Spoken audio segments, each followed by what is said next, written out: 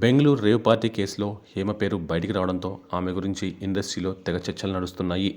హేమకి positive report వచ్చిందని చెప్తున్నా కూడా తాను మాత్రం బుకాయించే ప్రయత్నం చేస్తుంది.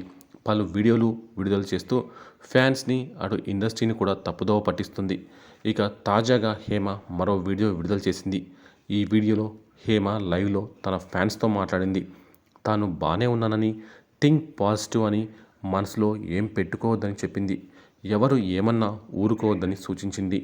మనం తప్పు చేయనంత వరకు ఎదుటివారికి భయపడాల్సిన అవసరం లేదంటూ హేమ పేర్కొంది.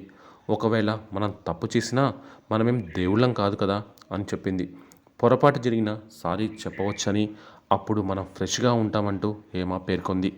ఒక అబద్ధం చెబితే దాన్ని కవర్ చేయడానికి 100 అబద్ధాలు ఆడాలి.